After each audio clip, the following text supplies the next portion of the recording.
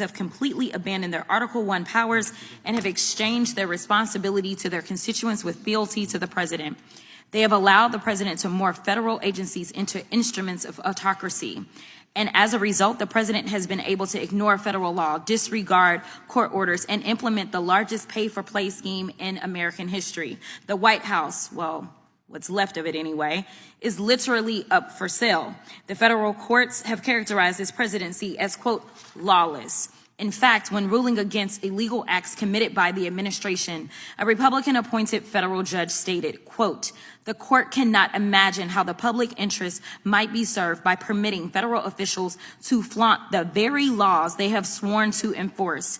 In a separate case where the administration was sued for unlawful acts, the judge, also a Republican appointee, stated, quote, allowing constitutional rights to be dependent upon the grace of the executive branch would be a dereliction of duty by this third and independent branch of government and would be against the public interest. But in another case, the court summed it up perfectly by declaring, quote, as is becoming far too common, we are confronted again with the efforts of the executive branch to set aside the rule of law in pursuit of its own goals. Judiciary Committee Republicans have been completely complicit in this corruption. But since they're so interested in restoring law and order, I have a couple of suggestions on where they can start. Number one.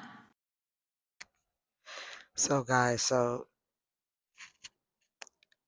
started filing a lot of reports due to the mold that I'm living in, my daughter and I, once we started having a lot of medical issues and noticed that we weren't getting real help from anyone. I filed a discrimination with the EEOC back in September 18th. I won't mention the person's name who I had an interview with, but she was wonderful. I finally was like, okay, wow, I have an ally here in Georgia, like someone who's actually going to do legally what's right and morally what's right by another human being. Ran through and we sat in an interview for an hour. I told her everything. I gave her all the videos that I had.